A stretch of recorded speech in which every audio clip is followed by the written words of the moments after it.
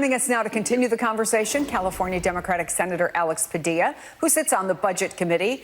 It was 1 year ago today, California Governor Gavin Newsom appointed him to fill the seat held by now Vice President Kamala Harris. Happy anniversary. Good to see you, Senator. Lots going on, obviously.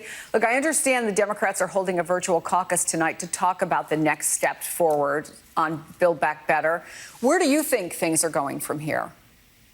Well, thanks, Chris, and what a year it has been. Yeah. Look, the bottom line is this. The agenda remains the agenda. And so while some people are pretty upset about Senator Manchin's comments on Sunday, and there's been encouraging conversations between he and President Biden, it shouldn't really be surprising. We saw the bipartisan infrastructure package have its ups and downs repeatedly before it was finalized and signed into law. And I think we're just seeing the same thing play out with Build Back Better. And when I say the agenda remains the agenda, I'm sorry to interrupt, but one of the differences here is that you're building, at least from Joe Manchin's point of view, you're building on the debt, right? Spending, spending, spending. Now this is in addition to the infrastructure bill, which you got, which is part of the problem, right? Well, look, not to get too far into the weeds here, but that's one of the points that I think Senator Manchin has wrong.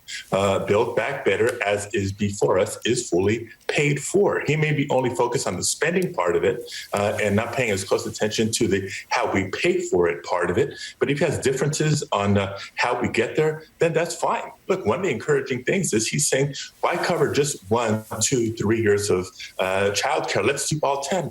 Great. Well, let's come up with a plan to pay for all that. But each element of Build Back Better is so important. The child care and elder care piece is critical for parents with young ones to be able to get back to work if that's part of the goal. Climate, I mean, it's not just hurricanes in the southeast and flooding in the northeast, wildfires in the west.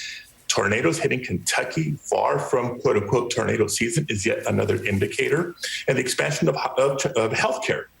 Again, if we haven't learned anything else from this pandemic, it's the need to invest and modernize in our healthcare infrastructure. So it's all important, many ways to pay for it. And kudos to Senator Manchin. He said, well, let's start by revisiting the Trump tax credits from a few years ago. Hey, that's music to my ears. So do we have more work to do? Absolutely. But the agenda remains the agenda. So let's see how we get there. This is one suggestion from a column in the Wall Street Journal. Let me read it. The most logical strategy for Democrats now is to deconstruct and then reconstruct Build Back Better to include fewer programs, but to also ensure that those programs are fully funded for the life of the bill. In other words, go deeper on fewer items. Senator Manchin has suggested that could be a way to get his vote. Is that something you would be willing to do? What would you be willing to lose in order to get there if you're not going to get everything?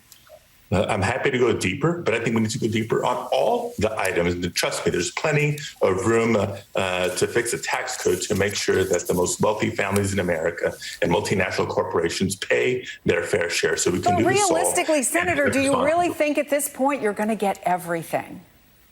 That's not the way these negotiations look like they're going.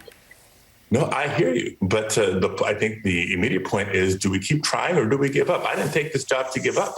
A year ago, you wished me a happy anniversary. I knew full well when I got the call from the governor that I wasn't taking this job because it was easy. I was taking this job because the issues are too important. Let me ask you really quickly about one more thing, because last week the Senate parliamentarian rejected provisions that would provide temporary protections for undocumented immigrants who have been in the U.S. since 2011. Where are we on this? Is anything on that going to get done? Well, again, I don't give up that easily. So all options are still on the table, whether we go back to the parliamentarian with yet another proposal that may meet the reconciliation criteria, or we take something straight to the floor of the Senate and have the senators who have been duly sworn in to make the decisions here, take the steps that we need. But I will say this. Immigration is critical to our infrastructure investments. You look at any segment of critical infrastructure, from the transportation industry to our food supply to the care sector. So many immigrants are working in those essential jobs. Immigration reform is a vital part of this Build Back Better agenda. Senator Alex Padilla, after what has indeed been an eventful year, Thank you so much. We appreciate your time, Senator. And we are Stay also safe on. and Thank you.